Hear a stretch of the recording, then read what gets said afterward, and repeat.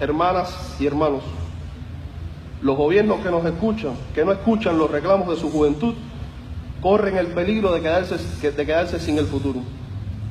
Hemos entendido la necesidad de tener una América Latina y el Caribe fuerte e independiente, que brille con luz propia y se sustente del espíritu revolucionario que yace en lo más profundo de nuestras tierras. En un mundo cada vez más convulso y en crisis, con peligros que nos acechan, capaces de provocar la extinción de la especie humana, con un imperialismo y sus lacayos cada vez más violentos y feroces, con una América en franca lucha por alcanzar el sueño de los libertadores, los jóvenes estamos llamados a construir la historia, a ser consecuentes con la época que nos ha tocado vivir.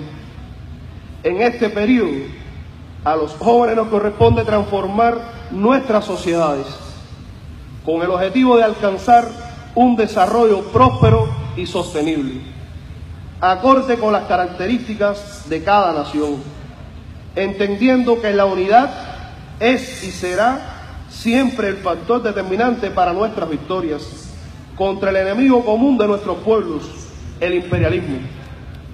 Compañeras y compañeros, en momentos en que existe un nuevo contexto en las relaciones entre Cuba y los Estados Unidos, es necesario señalar que los objetivos estratégicos de la política estadounidense hacia Cuba no han cambiado, pero sí las formas y las tácticas de su aplicación, en función de acabar con la revolución cubana y con su juventud.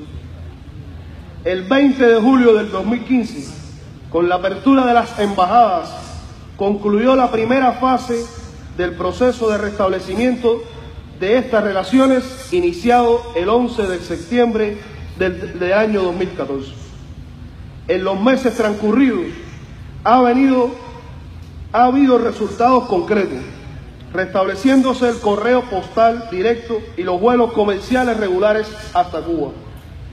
Se ha ampliado la cooperación en áreas de interés mutuo y la adopción de otros instrumentos jurídicos en materia de protección al medio ambiente, la seguridad de la navegación marítima y la agricultura. Mantenemos total disposición a continuar avanzando en la construcción de una relación distinta a la mantenida en toda la historia precedente, sobre la base del respeto mutuo a la soberanía y a nuestra independencia.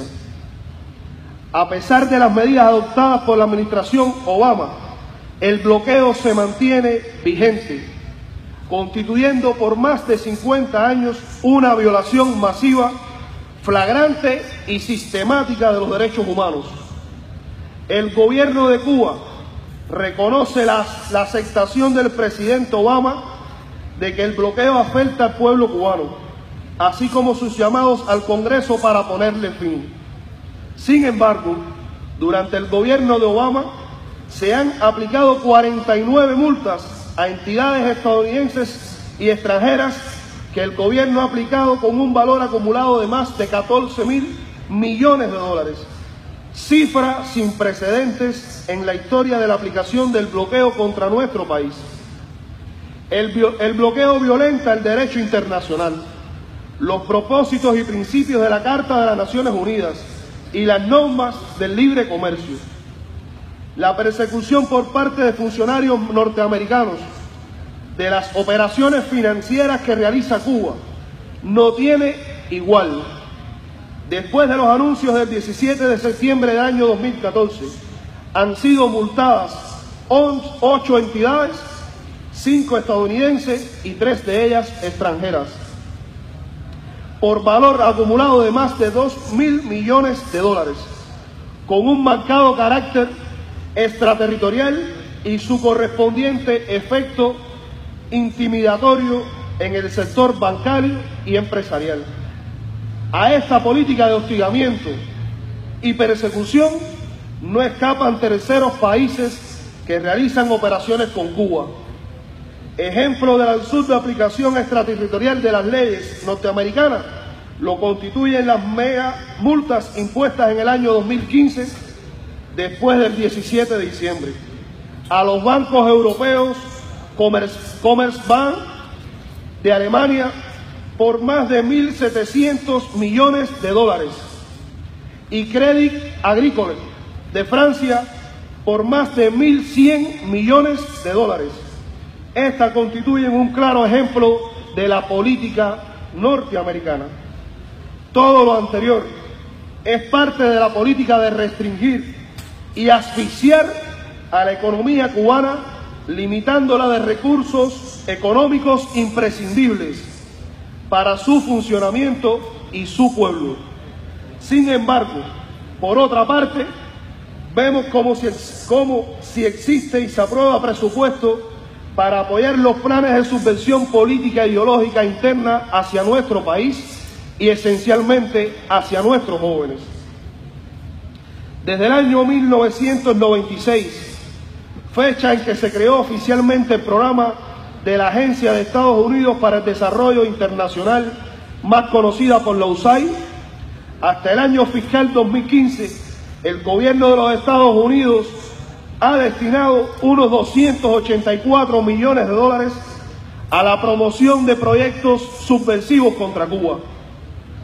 Para el año fiscal 2016 se prevé una asignación de más de 20 millones de dólares.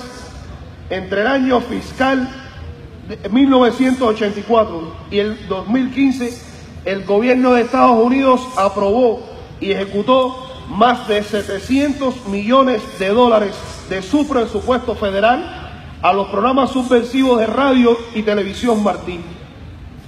Compañeras y compañeros, para nosotros está claro que de esa forma no será posible avanzar hacia la normalización. Mientras exista el bloqueo, mientras no se devuelva ilegalmente el territorio ocupado de la base naval de Guantánamo, mientras que no cesen las transmisiones radiales y televisivas violatorias de las normas internacionales, se encuentre una compensación también justa a nuestro pueblo por los daños humanos ocasionados y económicos sufridos, y se ponga fin a los programas concebidos para promover la subversión y la desestabilización interna en Cuba, no se podrá llegar nunca a la normalización de las relaciones entre Cuba y los Estados Unidos. Hermanas y hermanos, la derecha internacional se ha ensañado con los países donde las organizaciones de izquierda están en el poder, tal y como hacen con Cuba hace más de 50 años. El tema de las agresiones a través de las presiones económicas se puede evidenciar también en las medidas y planes de desestabilización económica que han usado contra la revolución bolivariana. El pueblo de Venezuela está experimentando prácticamente todas las formas posibles y económicas que directa o indirectamente se pueden aplicar, con el propósito de ahogar a la población en la más fuerte crisis de abastecimiento de productos elementales para la vida de su pueblo, generar descontento y una supuesta sublevación del pueblo contra el proceso bolivariano. Es la misma receta que aplican con Cuba. Son los mismos objetivos los de la política del bloqueo hacia Cuba en más de 50 años. Eso es genocidio. Planificar matar de hambre a los pueblos para recuperar el control de gobiernos es genocidio. Es violación de uno de los derechos más elementales, de los derechos humanos más elementales, que es el derecho a la alimentación.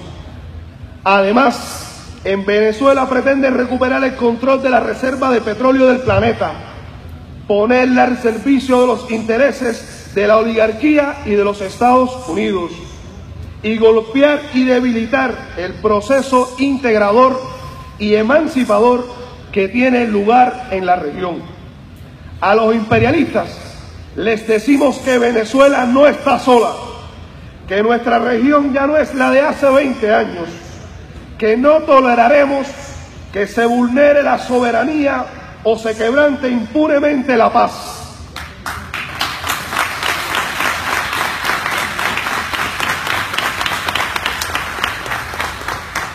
Una paz que fue ratificada por todas las naciones que se dieron cita en la segunda cumbre de la Comunidad de Estados Latinoamericanos y Caribeños, CELAC, celebrada en el 2014 en La Habana, declarando América Latina y el Caribe como zona de paz.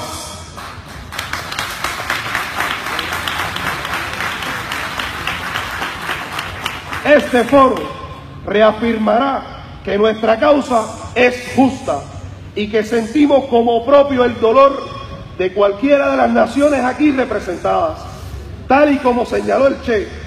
Por eso la independencia de Puerto Rico, la devolución de las Malvinas a la Argentina, la paz con justicia social para Colombia, la salida al mar para Bolivia, el fin del genocida bloqueo a Cuba y el cese a la subversión en Venezuela, Ecuador y Bolivia tendrán en los jóvenes latinoamericanos sus más fieles defensores. Solo la unidad de nuestras organizaciones con nuestros partidos y entre nosotros nos permitirá triunfar ante cualquier agresión del imperialismo que ponga en peligro la verdadera y definitiva independencia de nuestra América. Muchas gracias.